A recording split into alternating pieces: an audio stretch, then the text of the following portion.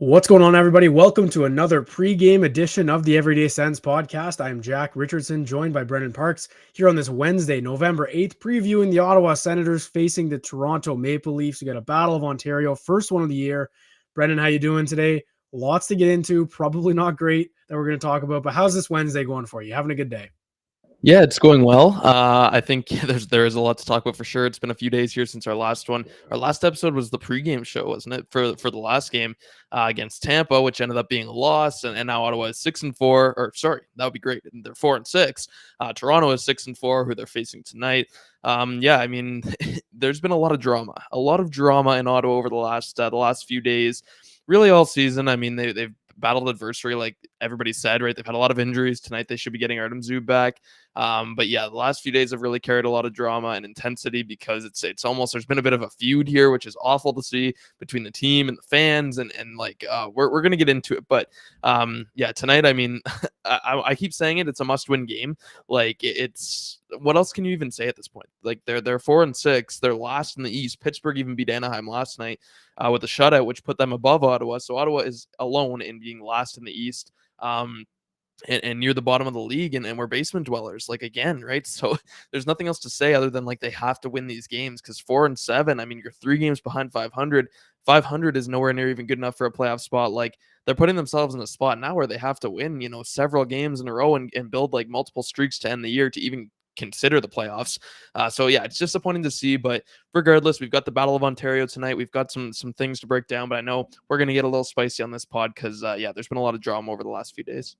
Yeah, so we went live before the Lightning game, and that's when we got to kind of air out like our Dorion stuff. We get to talk about the coach and how because of Dorion, that's why the coach is here, all of that. And today, like personally, and I know that you're the same way, but we've both been just kind of harping throughout this losing streak, like on the coaching and how bad it, like not how bad the coaching is, but just the results have been so poor that it's insane that they're not making a change. But since it doesn't appear that that's going to happen based on the comments we got this weekend and then again on Monday from the players, and not just any players, probably the 2 most respected players in that dressing room, and arguably in the community when they speak, it speaks volumes to where the team is at. So we'll give a little bit of a refresher here. Obviously, we haven't had an episode since the comments from Brady Tkachuk on Saturday night and Giroux's on Monday defending that Tkachuk going back against it as well. So paraphrasing here, but basically Brady said, very frustrated Brady said to getting booed off the ice, and in regards to DJ Smith getting booed by the crowd and getting fired. DJ Chance said it was bullshit from the fans, and that's the word he used. Obviously, he was very frustrated again, but that caused a bit of a shit show. Like we'll call a spade here. It did online, and rightfully so. So I know you and I both see eye to eye on this, and I would say it's not even split the fan base. I want to say that it's maybe a 75-25, like 25 being like, yeah, the players should do this, whatever. And then it feels like more unanimously than not, a lot of fans are being like, you got to go win hockey games then. And just for some, clarification, let's say, right. It wasn't, it's hard. And I know that everyone here watching is very likely a very diehard Sens fan. We all understand the pain that we've been through. Personally, I'm going to throw it to you here, but personally for me, it was just disappointing. It was disappointing hearing that. You don't want, like, the last thing any of us want is the captain, everyone's favorite player, to be frustrated with the fan base, and maybe coming from a place of I don't want to say entitlement, but saying they don't understand that we're also frustrated because everyone's frustrated. So that was my first feeling on it. It was just, it feels like it was in the moment, but he didn't backtrack on it on Monday, said he's moving on. So we'll get into that a little bit and what the expectations are going forward. How, for me personally, they're changing now. I'm going to hold every single one of those guys to a higher standard now, because I find for the last 4 or 5 years since Brady's been here, he has never played on a hockey team with expectations before now. And if 10 games in, they're getting booed for being 2 games under 500, piss poor efforts on home ice, battling back to claw in. And if that's the reaction he's got after 10 games, I don't know. I don't want to know what it's going to be if they fail in the playoffs 3 straight years, because that's ridiculous to me. So I'll let you just talk about it, because I think you feel the same way. But personally, to me, it was really disappointing hearing that from Brady. Yeah, so we had Brady and Giroux obviously too. I'll just read both quotes because I've got them both pulled up. I just want to say first, like for one, nobody's expecting these guys to bash their coach. Like that should be kind of out on the table because I think a lot of fans, like obviously they're going to be diplomatic, like they're going to say they like playing for DJ and everything. The problem with their quotes was that they took the next step after that, which was to almost call the fan base out. Like it's very easy. Mark Mathot put up a great example of what to say on his Twitter, and it's very easy to give that diplomatic answer where you're like, yeah, we respect DJ, we like playing for him, we want to win for him, and we just haven't been good enough. But like they took the extra oomph and they really took it to the next level. So I'll start with Brady. So he said, and I quote, "The constant negativity and booing from the outside is frustrating. The bullshit from the crowd tonight. I understand that they're a passionate fan base, but when you face adversity, you don't turn your back. It's not like we're giving up." And then Claude Giroux, which was yesterday in practice or the day before, it's getting pretty old. The fans and the media talking about DJ, it's pretty frustrating, actually. He's our coach. He's not going anywhere. We want to play for him. It's just a distraction we don't need right now. So I don't know. I mean, those two quotes, like you listen to it, and my initial thought is that it is disappointing. Like I said, I respect the players for speaking up because I don't love when players just give the same old answers. But at the same time, this is a very fine line to walk because it had a terrible reaction from the fan base, and rightfully so. I mean, those two things, you can take them however you want, but there's really no denying that they're kind of calling the fan base out there. Like they were pretty straight about it. Brady was heated after the game, but he didn't backtrack. Like you said, he's standing by that. That's fine. It's just in pro sports, you don't really call a fan base out because ultimately they're the ones who pay to go to the game. And Claude is especially interesting for me. I've got a lot of thoughts on this. So Claude, he says it's getting pretty old. That's how he starts it. But like Claude, like we love Claude Giroux. He's an excellent leader, an excellent player. But like he's Been new here to for 12. Ottawa. He's been here for 12 months. He doesn't know what getting old means. Like I'm sorry, like I don't want to disrespect them at all. But like we've been here for how many years now? I mean, you can look at this rebuild, which is, we're going on year 7 now, and they still have put together one technically winning season last year, which was 39 and 35. And with the OT losses, they weren't even positive. No playoffs. But then you go back even further, like really since the beginning of this franchise, it's been kind of like from the top down, it's been a pretty big mess. Like what's getting old is watching the franchise be terrible. Like that's what's getting old for fans. And then like the thing about the fans booing, and I want to talk about two parts. So for one, we've got the quotes about the fans, and then we've got the quotes about their own performances. Now, the performance one I'm really going to get into, but I want to talk about the fan one first because the fans are still paying to go to the games. Like the Sens are 1-5 in their last 6 games. They've absolutely faced adversity. They've been missing 3. Like they've been Shabbat, Zub, and Brandstrom have been out, and I know that people have kind of relied on that. And the players said they've had injuries, right? That's fine. But like you're 1-5, the building is still selling tickets. There was a lot of fans, and they're passionate. What I just don't understand. If you don't want them to boo, you just want them to be quiet. Like no one's going to cheer for you when you're playing terribly. So should the fans just be quiet? Because I'm sorry, but nothing makes me more angry as a fan than listening to a quiet arena as the team is either performing well or underperforming. Right. So I just think that the problem I have is not so much that they called the fans out. I can respect that in a way. I think you have to be careful with that, and they probably shouldn't, but I can respect it. My problem is more that they didn't take any accountability. If they would have added both of them to their quotes, if they would have just added something along the lines of, we acknowledge, or I acknowledge that, it's been a painful few years for the fans and we haven't performed to expectations this year. And yes, we faced adversity, but it's still on us at the end of the day to make the most out of it. Like there's a lot of teams with injuries. You can't just keep saying this stuff. Like we acknowledge that. That's all I want to hear. Is like, we acknowledge the fans' position. And they didn't say that at all. They kind of said the opposite. And that's my next part, is when they talked about their own performance. Tkachuk, Stützle, Joseph, and Smith, after the game against Tampa, used the exact same thing. They said, in their post-game interviews, they said that they didn't get the bounces. They felt like they played well and they played hard, and they have been this whole year, but that they didn't get the bounces. And that's insane to me. That's like next level crazy, because the numbers like tell you otherwise. The eye test tells you otherwise. They said, like, Brady came out and he said Tampa got the bounces that night. But here's the thing, like, the bounces happen because you're conceding so many goddamn chances that of course they're going to get bounces. When you get 15 high danger chances compared to like 7-4, of course the other team's going to get more bounces because they're getting more chances. That's just like the rule of math. Like Ottawa, for what it's worth, I just want to share these numbers. They have been on the same defensive level as the San Jose Sharks, who are 1-10-1, and the Chicago Blackhawks this year. Expected goals against per 60. Ottawa is second last in the league behind San Jose, and they're basically tied at 3.24. Like San Jose, we're talking about San Jose. Like they are like historically awful. And then high danger chances against per 60, Ottawa's third last behind San Jose and Chicago, and they're very close to being tied with them too. And I know people kind of look at these numbers sometimes and don't really care about them, but like if you're watching the games and you're actually paying attention to what's happening, you'll see it matches the eye test. Like they're conceding a lot of chances. And my other point is that I don't really agree with the players that they're still trying as hard as they can.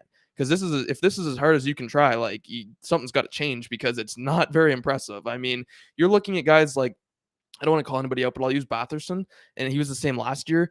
There are so many times, like keep an eye on him. And if you watch the game over twice, which I often do, you'll notice it a lot more on the second time around. If you're not just looking at the puck, but you look at like where Batherson is, for example, it's a lot of players. He'll be on the wall, right, in the defensive zone, and he'll be kind of sitting up high. The puck will come around to the boards. He won't take the extra couple of hard strides down to get and engage in a battle and try to win the battle and get puck possession. He'll kind of just lazily glide and take like a one-handed stick check, right? And then it turns over and they pass to the slot and they get a high danger chance. Those are the things where I look at that and I'm like, that's not just bad defensive awareness. Like that's you not committing to the defensive zone and not playing and really engaging, right? And that's what I've seen from Ottawa lately. Like to me, it is an effort problem. It's an attitude problem.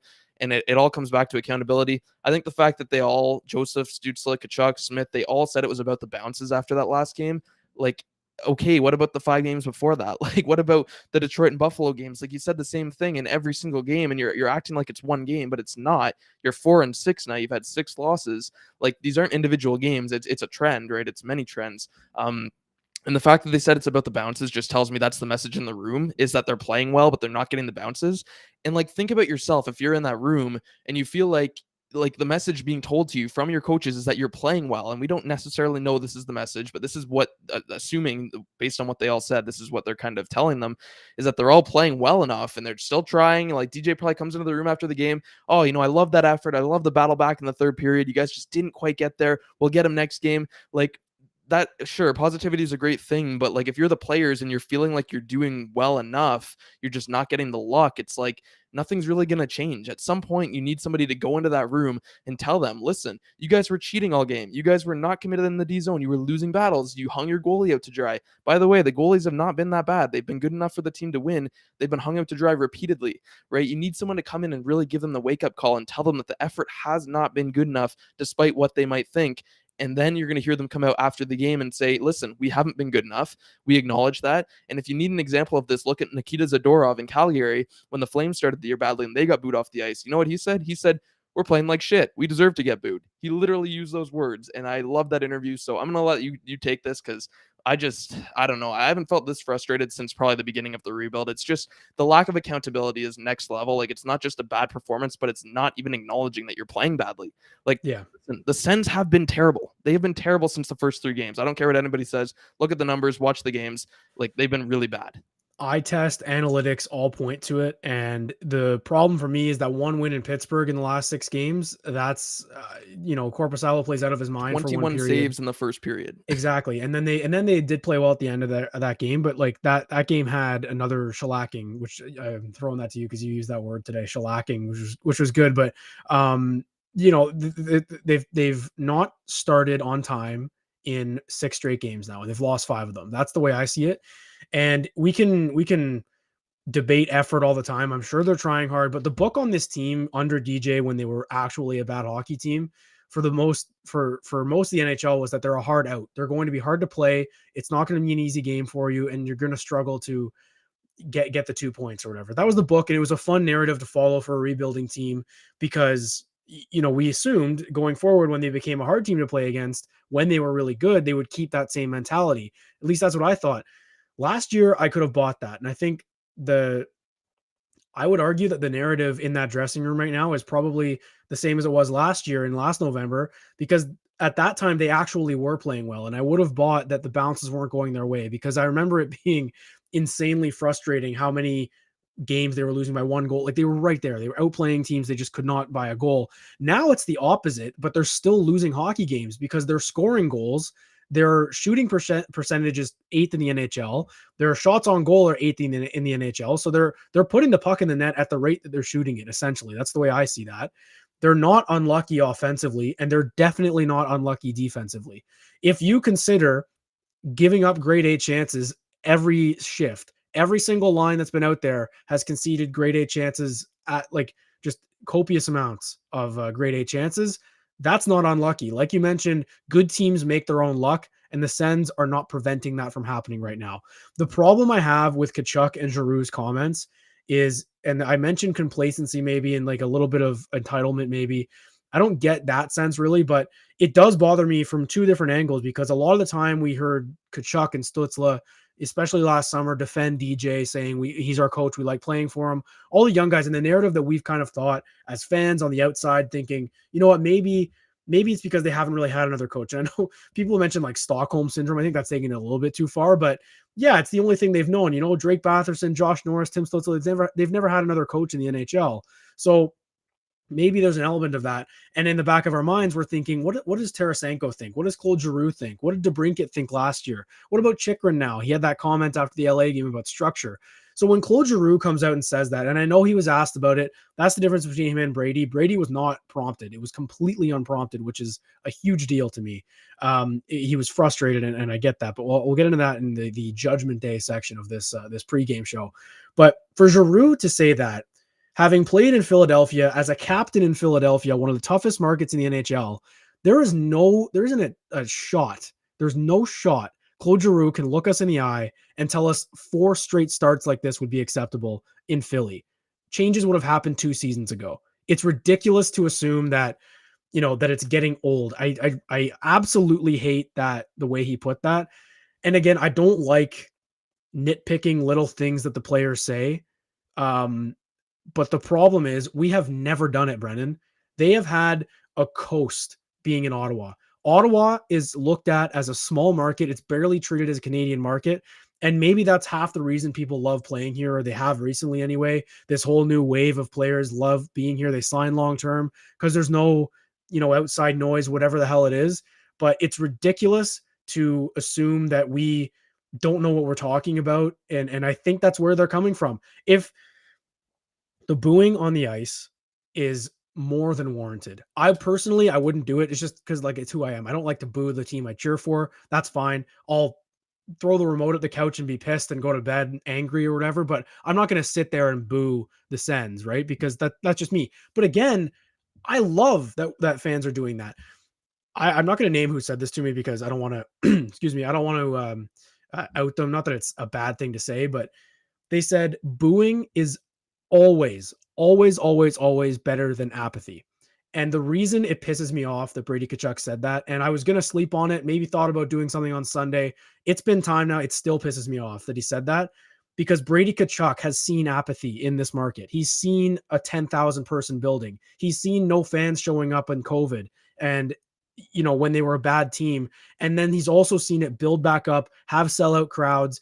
I posted that video on Saturday night from the home opener when he was out in the crowd doing the interview with Claire Hanna on the bench being like, oh, we love, and he did the exact same thing last year. For him to come out 2 weeks later and say it's bullshit that we're booing after we've seen another bad start where the Ottawa Senators are at the bottom of the Eastern Conference looking up, chasing the rest of the NHL for the next 70 games, it's Bush League.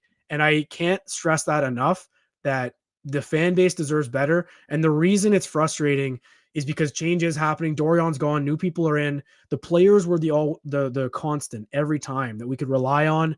They were here long term. They're going to buy in. When we get the right people in there, they're going to take the league by storm.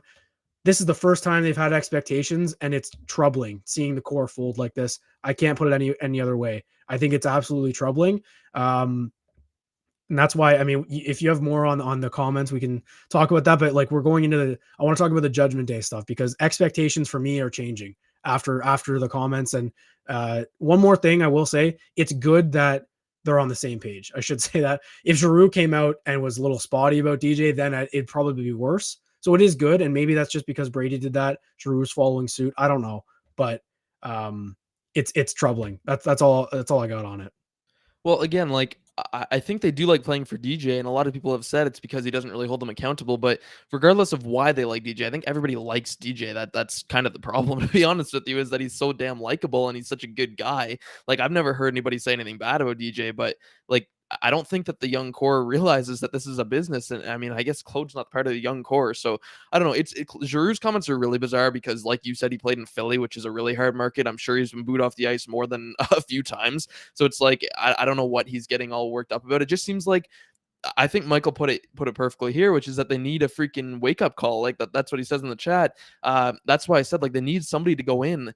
And again, I don't know if this is like a new coach or if it's like a management, like somebody just go in there with a bit of fire. Like if they lose tonight and they're 4-7 and it's a weak performance, somebody's got to go in that room. It could even be like Brady or something and literally call them out. Stop saying we tried our best and we played well enough. Like this whole thing, what did Guy Boucher used to say? The rest is a weapon. Like that became a big meme. To me, that's now DJ saying we played hard. That's like the same damn thing where they just rely on this. Like, what does that even mean? We played hard. Like, okay, it doesn't look like you played hard, but like you can say you played hard all you want. Also, the bar is on the floor. You're in the NHL. Exactly. Like the Exactly. effort should be the last thing. And I know that was the thing when they were a bad team, but you're a good hockey team now. So we tried hard. Isn't like I'm not buying a ticket to watch people do cardio for 60 minutes.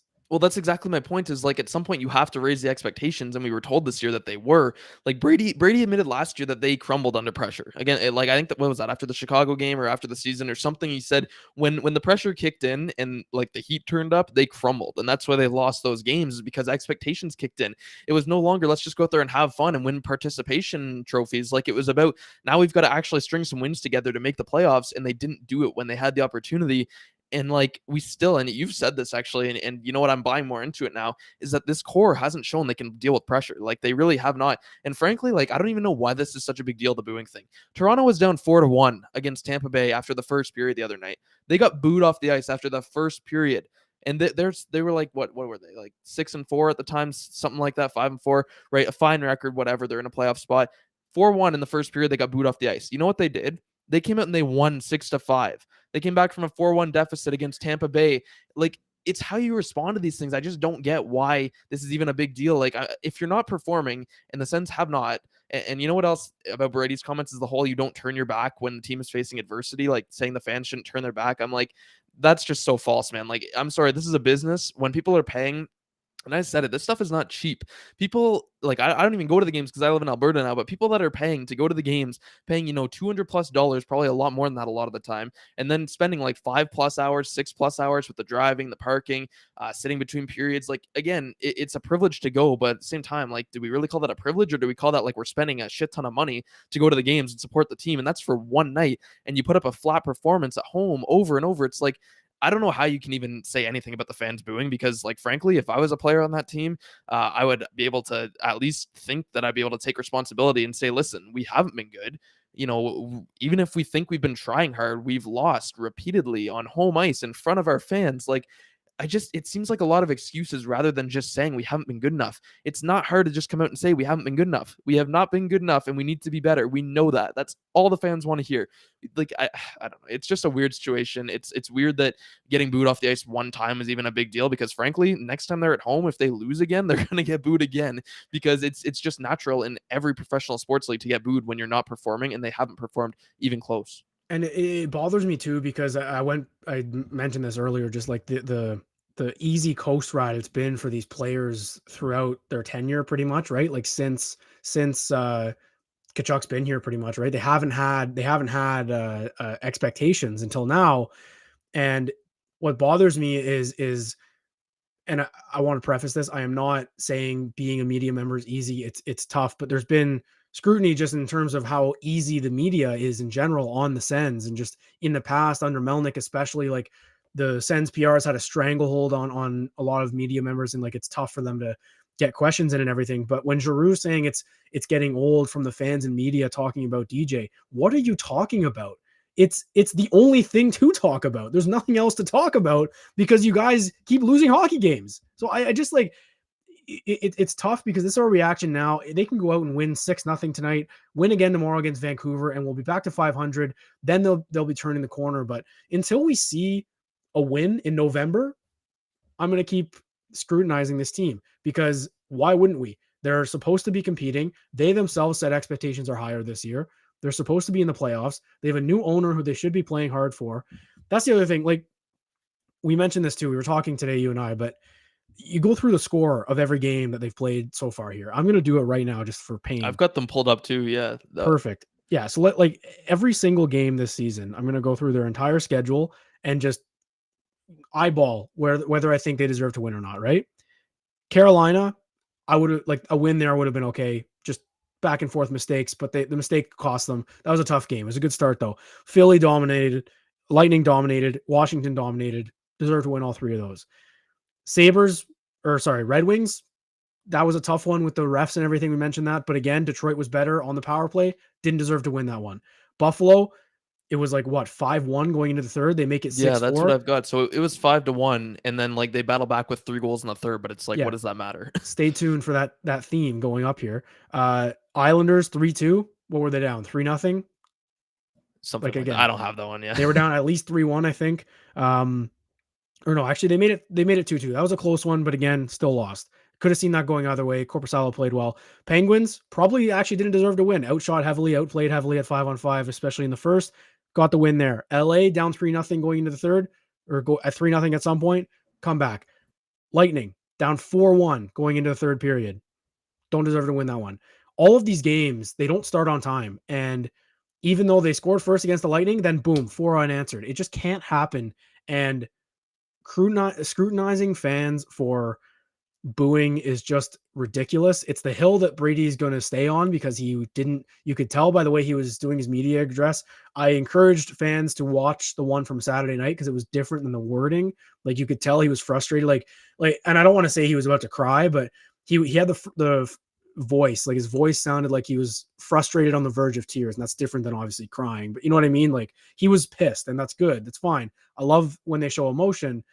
But then you go to the tone of his thing on Monday, and it was more of a like, I said what I said, and we're gonna go win hockey games. So listen, man, if they go on a run here, then I will gladly eat my words. Talk about how this is the best media turning into results session in sports history, whatever the hell they want to do. But I personally, I like Brady, or I love Brady Tkachuk. He's my favorite hockey player on this team. He's been outstanding for this community. For him to kind of be a bit smug about that, backing up, being like, I know we're going to win, is bold, man. It's bold. It's Pierre Dorion-esque a little bit because they haven't done it yet. And I will admit it is early enough where they can make a comeback here, where, I mean, they kind of almost did it last year anyway, and they were even further out of it. But it has to happen now. Now has got to be the time. They've got 3 games in 4 nights here against pretty good opponents. It's go time here, and I'll gladly, again, like I'll eat my words if the slow start turns into a playoff appearance and we're just laughing about this start down the line. But you can forgive fans for not thinking that's going to happen with what we've seen the past few seasons. Well, I liked one comparison. So a lot of people have been comparing Edmonton to Ottawa because Edmonton's on a terrible start this year. They're like something like 2-8-2 or something. Like they're in an even worse position than Ottawa. But I liked what you said, and I saw your tweet, which was that they're not really comparable because Edmonton has proven to be a winner. Like they've been winning over the last few seasons. They've made the playoffs. They've shown they can do it. They're just literally off to a bad start. So they get that bit of, like, people should be frustrated with the Oilers if they're fans, but like they get that cushion a little bit where it's like we at least acknowledge that you guys have been good and like things have worked with this group. Right? For Ottawa, like they haven't shown us really anything. Like I said, their best season with this core, and they are young, sure, but like their best season was what, 39-35 and like 7 or something. They haven't had 40 That's wins yet. exactly. So it's like you guys aren't like, I know we don't like the entitled word, but like you guys don't really have that kind of cushion that the Edmonton has because you haven't shown us you're actually those guys yet. Like this is supposed to be the year that you showed us that you guys can take the next step and really deal with the pressure and be mature about it all. And so far, like we haven't seen it. And again, adversity, injuries, sure. You've got Zubak now. Like, I mean, you're going to have injuries at every point in the season unless you're extremely lucky, like Boston last year, and you just have everybody available. Like, that doesn't happen. You're going to have injuries. Shabbat is out. I'm sorry. That's not an excuse to lose 5 games in a row. Like, you have to be able to deal with this stuff and have people step up. And you know what? If we're going to talk about it, then maybe they're not deep enough. And that goes on management. And Pierre's gone now. So we can fall back on that, I guess.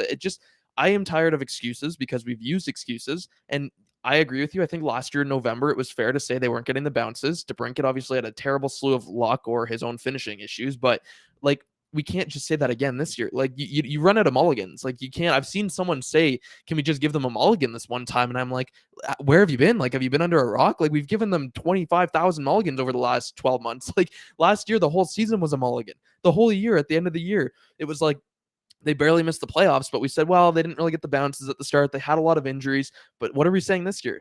Apparently they haven't gotten the bounces and they have a lot of injuries. Like, is that just going to be what it is every single year? Because like, what are we even doing here? If that's the case, like I'm here so that the team can compete. Like I want to cover this team when they're competing. You know what I mean? Like this needs to be a contending roster. And I think the core is good enough. I will ask, like, at what point do you think that questions get asked about the core? That's another one. Like, obviously, we've talked a lot about DJ Smith. I think he'll probably be gone regardless in a matter of time. But the core, like, if Drake Batherson continues to struggle, heck, even their top guys this year, I think, have struggled. Like Brady, I thought had a really good game against Tampa. That was his one saving grace with those comments, is he had a damn good game. Like he was really good. But like I think Giroux has had kind of a rough year. I know the production's there, but he hasn't been impactful enough. Stützle has been probably the worst he's ever played in his career. And I loved him, but I think he's really struggled to start the year. He needs to be that game changer. Chikrin has been exceptional offensively. He's really struggled in the D zone, been a large part of their issues there. Shabbat obviously is out. He was kind of shaky up and down to start his year. I think you need more out of the core. Norris has been good production wise. He hasn't really been impactful though as a whole. Like he's kind of been quiet. I just think you need more from the top guys. And when we talk about injuries too, just because we're going on this tangent down this rabbit hole, Thomas Shabbat being out should not affect like how Drake Batherson is trying or how he's playing. Like you can blame the overall games on injuries, but like if we evaluate each player's individual performance, like Shabbat being out, Zoo being out, Brandstrom being out, that does not directly influence how Batherson is losing a puck battle, or Tim Stützle is turning the puck over in the defensive zone because he's being too fancy and he's losing but like these things are all separate, so you have to separate them. And that's my issue with them right now, is that I think a lot of their top guys, like it's not just the injuries and missing players, it's that they're individually struggling in areas where they shouldn't be. And that's why I feel they need to own it. Like if you're going to struggle, fine, but you have to own it. You have to acknowledge it, because you're not going to get better if you think you're playing well enough at the rate that they are right now, because they haven't been there. And yet they seem to think that they have. So I just think the message needs to change. And I think that does start with a coaching change, but who knows if we're going to get that. We got to keep enduring this pain for now. But yeah, go ahead. And that's kind of what we were talking about today. And like, I wasn't saying we shouldn't talk about DJ, because it's almost too obvious now, right? Especially after the Tampa game, like they need a new coach. And I don't want to say that the players don't think that. They can like playing for him, and maybe they're just going to bat because DJ might, like, maybe Steos came in and said, nothing's happening. Like, you guys, this is up to you for the foreseeable future, because I'm in a position I didn't expect to be in, like all that. And that's fine. And that very well could have happened. But we have, and I say we as fan bases, as people covering the team, as a franchise in general, have invested so much into these players, into Brady, Timmy, Sanderson, Josh Norris, Shabbat, those five guys specifically, but other, pieces around it, Batherson, whoever. Like, if they're, and I say all of them because if Brady and Giroux are coming out and saying that about the coach, that's a team thing. The captain says something, it goes. So that's the way it's going to be. If they're doing this for DJ and going out and saying the fans booing is bullshit, then it's, again, like I mentioned, it's Judgment Day. Starting today, for me, it's different. It's no longer, oh, these guys would be so good with another coach. Do it now, because you have gone out of your way multiple times now to defend DJ Smith, for better or for worse, and you got to go win hockey games now. There's no excuse. Like we said, there's no excuses. Adversity to me is subjective. And I know Brady used that a lot. You don't turn your back when we're going through adversity. You want to talk about adversity? Before this guy was even here, before he was even on an Ottawa Senator, the owner of the team at an outdoor game went on, not live, but he went on in a media presser and said he might move the franchise. We went through a 6-year rebuild after that.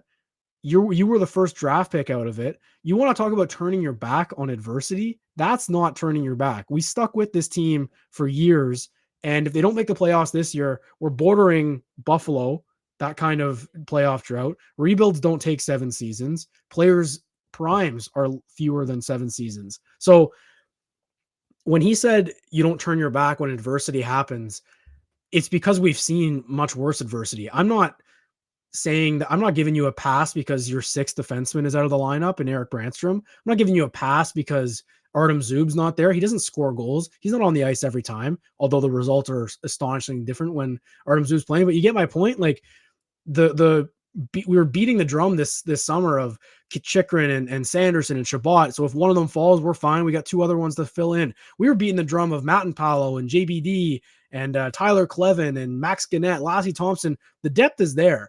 There's no excuse, in my opinion. I don't think anything, a Pinto 41 game suspension, it doesn't matter. Ridley Gregg's a Calder candidate. Ridley Gregg gets hurt. Oh no, Roby Yarventi had a fantastic preseason. Winger goes down. Oh no, we got Yuri Schmeckow. This is a deep team. So any injury is not adversity to me. And I think everyone booing at the CTC that night and the nights before has every right to boo this team if they see a goddamn awful product on the ice, which is what we've seen the last 5 games. Yeah, and I know Matthew is in the chat here. He says, like, show it on the. We have to show them, like, by cheering and supporting them. But, like, we should make it clear that, like, the fans were cheering too. It's not like they just booed them the whole game. Like, the crowd was very loud. There was a lot of go Sens go chants. Like, it was still very encouraging. Everybody's still behind them. It's just that at the end of the game, when you failed for like the 5th time in 6 games, it's like at some point here, the fans have to have their say. And how else do you kind of express that you're disappointed in them other than booing? Like, I mean, I'm sorry, but I think that if there is one way to turn things around is by showing them that you're disappointed by doing that. Because again, they're going to get complacent if you don't. If it's always quiet in there and there's no pressure, like, frankly, I think playing in professional sports leagues, oh my God. And Kevin just said that Zub's not playing tonight. I'm silent. Tommy, spoiler alert, Zub is not playing. Damn. That is like that's a really big blow. But anyways, I think that it shouldn't be. That's the thing. It's like, and I know it is, but it shouldn't be. It's ridiculous. I posted the tweet today. I went through and like looked at the games Zub played and didn't play, and the team has literally been the worst defensive team in the league since Zub went out. Regardless, anyways, with Zub, without Zub, I think we can keep making excuses, or we can just choose to actually, take ownership and say that somebody has to step up. If Zub is out, that just means the forwards need to commit more defensively. How about that? Like that's where you have to adjust, right? And frankly, they don't commit defensively. So anyways, what I was saying was that I think if you commit, or as fans, we need to show them and express that we are disappointed, because I don't think the NHL players, especially young ones, should be comfortable. You know what I mean? Like, I don't think they should be comfortable in the way that they're performing. They should feel uncomfortable. They should be getting out of their box. It just seems like whenever this team gets uncomfortable, they start to crumble. And like we said earlier, that's what Brady literally explicitly told us last season. So I think that they should feel the pressure, because that's where they are. It is like, if you don't succeed this year, next year, like, somebody's going to get moved. Players are going to get moved. Changes are going to happen, not just off the ice, but on the ice too. So yeah, I think the pressure needs to be turned up. And yeah, Judgment Day is coming, because the coach and GM can go, but if the team continues to underperform after that, I mean, it's the players. And I think that the players going to bat for Smith, it just means that they have to take accountability now. Like, if you lose tonight, you lose tomorrow night, or, whatever happens, and you don't play well, you just said that you guys were playing for Smith and that you guys were basically stepping up and taking the flack. So you're going to keep getting the flack now, because you've taken that step. So I don't know. I mean, we can kind of move off this whole quote thing, unless you've got anything else, and talk about the game a little bit, but we can, yeah. Yeah, I mean, it's just frustrating overall. You said what other way is there than booing to show you're not happy with what you're seeing? It's not showing up. And that's what I go back to saying, like, Brady's seen half full buildings, so he knows what it's like to be amongst an apathetic fan base. Like, he almost got booed on draft day, right? Like, he's seen the dark days of this franchise, even being so young and only being here for so long, that he should know booing is good. Booing means they're not happy with what they're seeing. What do you expect them to do? And I understand the sentiment, like, we should be cheering and whatever, but like, we are, and people being there are. I was at the first 2 games this season. It was a great atmosphere. It was a sold out building both times. So that I agree. We can leave it at that. I think it was good for both of us to talk about. We hadn't been on yet to talk about the quotes and everything. I'm really curious to see how they come out tonight, because the start is key. I think it's gonna be a great hockey game. Watched the Leafs against the Lightning on Monday. Was loving that they were down 4-1 after 1. Didn't love after that, obviously, because it's the Leafs. But yeah, it's going to be a good one. This is a measuring stick game. Would have been either way if the Sens were 10-0, if the Sens are 0-10. It's always a measuring stick. Battle of Ontario. We mentioned expectations. This is the time that you got to start going up against teams that have been the best in your division, which the Leafs have been, and showing that you can compete with them and be in the same conversation. So tonight will go a long way for the Ottawa Senators if they can manage to pull out a win, a regulation win. They've done it before in Toronto, matched up pretty well against the Leafs even throughout the rebuild. So what are you expecting tonight? It's obviously some big stars on the Leafs. You got to keep a hold and keep in bay and at check, I guess. At bay, in check. That's what I meant. I don't know who's starting. Is it Korpisalo probably? Because Forsberg Korpisalo's doesn't. starting. I can quickly Okay. read the lines. So So Forsberg doesn't get starts yeah, he's officially the backup tomorrow, apparently, I but guess. But yeah, so yeah, they're going back to the Tkachuk, Norris, Batherson line. I mean, I like that. I don't even know what to do with the lines at this point. Like, you've got Stützle, Joseph, and Giroux, but then the third line is Kubalik, Chartier, and Tarasenko. So I think Tarasenko has been one of their best players, and we're putting him with the guy who has, like, I don't even know. I'm not even gonna mince words. Like, he has zero offensive ability. I think he would even tell you that himself at this point.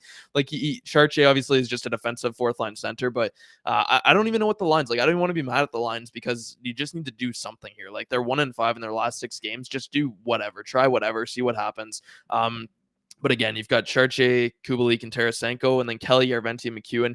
Defense is going to look the same. So it's Sanderson and Hamonic, which is really tough. Chikrin and JBD, and then Clevin and Matt and Paulo, which has not been working very well for them as a whole group of 6. But hey, it could change at any point.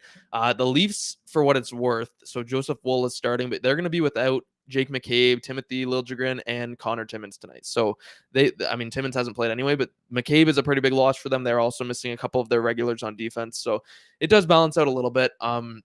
Honestly, tonight, yeah, it's a hard matchup. Like, especially without Zub, you're in Toronto against a high-powered team. Like DJ said it, the special teams is going to be kind of a scary spot. Really, Ottawa should be expected to lose this game, but they just can't afford to. Like they have. Toronto has pretty much all of the matchups on paper, but Ottawa just can't afford to lose this game because then you drop to 4-7, first half of a back-to-back. Like, so technically they'll be at a disadvantage tomorrow because they would have just played unless Vancouver plays tonight as well, which I don't think they do. I don't know. I mean, this is just a game where you can't lose because things are going to quickly start to spiral. They already have started to spiral, but I think if you drop to 4-7, you go into a back-to-back against a burning hot Vancouver team tomorrow, like you're one step away from 4-8. And like, I don't know at what point we actually call the season off and say like they're not coming back. But listen, 4-8 last year, probably. going into December last year, they were 8-13-1, 5 games, 6 games below 500 technically, and they never came back. Like they ended up being 39-35, but they never recovered. They were just battling like uphill all season long, and that's how quickly things happen. And I'm gonna say what I said last time again because you liked it. You liked my quote, which is that you're guaranteed to play 82 games, but not 82 meaningful games. And I think that like we're already at the point of the season being in jeopardy. I think that was part of the title of this, and that's kind of how I feel. Is like if we go down to 4-7, we're one step away from the season. Kind of like we're looking at draft picks almost, which is really disappointing. And I know people will still say it's early. I just don't think it really is early because right now, based on the last 6 games, it does not look like things are changing. So unless the Sens can come out and dig deep, like I feel like so. Okay, let's back up. I posted a poll today and I said, what is the key for Ottawa to turn the season around and make the playoffs? So it's got about 1,300 votes right now. Yeah, 17 votes. And number 1 is coaching change at 43%. Number 2 is accountability at 27.7%. Number 3 is staying healthy at 22.7%. And number 4 is getting the bounces at 6%, which was just people messing with me because I said not to pick that one. A bunch of Toronto fans. So coaching change is at the top. I don't know if that's going to happen, but accountability is an interesting one. I really do think that if this core, regardless of who's missing, if these guys can just dig deep and recognize that they have to do better, they have to commit, like, I think they can win games. I think that Brady Tkachuk, Claude Giroux, Tim Stützle, Drake Batherson, Josh Norris, if these guys can just look in the mirror and see that they haven't been as committed as they should be, especially defensively, like, if they can just recognize that when you're missing players, it just means you have to play a little bit harder in your own end. You're missing defensemen. Great. You still have players on the ice. Just commit harder, right? You like just don't cheat up the ice like you have been. Like it's these little things they have to start doing. And I do think they can win. I just think that tonight's going to be a really unfortunately difficult matchup in Toronto. But I said it earlier too. I mean, I think if there was one way to get people back on the hype train, it's by beating Toronto in Toronto. Like that would be one way to really kind of turn the vibes around for everybody here. And one game is one game, but listen, this is Battle of Ontario. This is Toronto. This is a rivalry that goes back to the beginning of the franchise. Like if you can beat them on their ice after this big losing skid, that's going to show people that they should still believe in you. When you go back to home ice, you'll probably get the cheers. You're going to feel a lot better. But it's a big game tonight. And frankly, if they lose, yeah, I do feel we're one step away from kind of being a wash here this season. Yeah. That's why I'm calling it Judgment Day. I don't know why I'm so happy about that title, I guess, for this new like vision that I'm having. It's just like if they're defending DJ, we know a coaching change isn't imminent because it would have happened already. Then let's see what this core is about. And in a way, maybe Steve Stais and Michael Andlauer are thinking the same thing. And again, they have to have a huge, and Andlauer especially, but Stais as president need to have like a big picture view. And what better way to find out what your core is actually made of? Like it's been, I'm sure Dorion was doing it too, and we, every fan was, right? Like how exciting it is having this core locked up, blah blah blah. Like they're special, they're growing, they're young, they're going to be awesome together long term. This is a great test. I really do, and that maybe that's a positive spin on it. But after what Brady said, after what the leader said, the fan favorite player said on Saturday about the fans and their reaction, this is the most important game of Brady Tkachuk's career tonight in Toronto, and that's not even an exaggeration. I don't think anyone can argue that with me. It might not be the best one he's going to play, but it's the most important one from before puck drop. This is the most important game Brady Tkachuk is going to play, or has played to this day, because of him going out on a limb and saying that and backing it up pretty much. So now he's got to do it on the ice, and I'm not even going to talk about just Brady. It's the whole team because he's put it on himself when they've started poorly before in the past.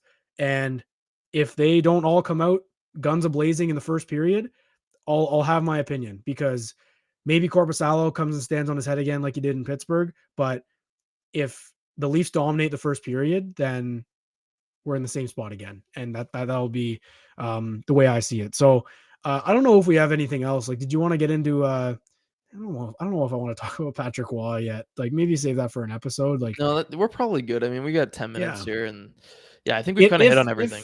if it wasn't debunked, we would probably talk about Patrick Waugh, but it's, I don't know what the hell is happening. I don't know where this guy is. Maybe he's still in Quebec.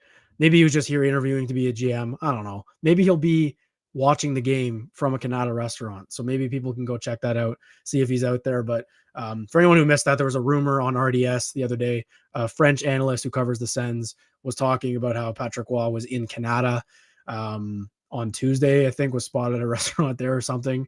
Then it got debunked by another French one. So a lot of translation on X going on. I also didn't mention at the top of the show, but we are also live on Twitter right now, or on X. And I realized I tried to, before we went live, it was just checking, and then before we turn our cameras on, just checking to see if you could comment if you were watching on X, and you can't unless you have Twitter Blue. So unfortunately, if people were trying, I apologize. We also are live on YouTube, which if you're watching on YouTube, and even if you're not, go like and subscribe. Like this video, subscribe to it. We go live a lot. We've been doing it a lot more this year, and I think it's better for everyone involved. Gets engagement from the people in the chat and everything like that. Gets more energy from us. Go right to puck drop here. So that's going to do it for a pregame live stream edition. Battle of Ontario coming up. It should be a really good game. So hopefully that's all we get. I would not like to turn my TV off in the second period. So thanks everyone for joining us. We will see you all next time. And let's get a Go Sens Go. Let's get some positivity, even though we were absolutely negative this whole time. Rightfully so, but still. So get some Go Sens Go going. Thank you everyone for joining. We will see you all next time. Go Sens Go.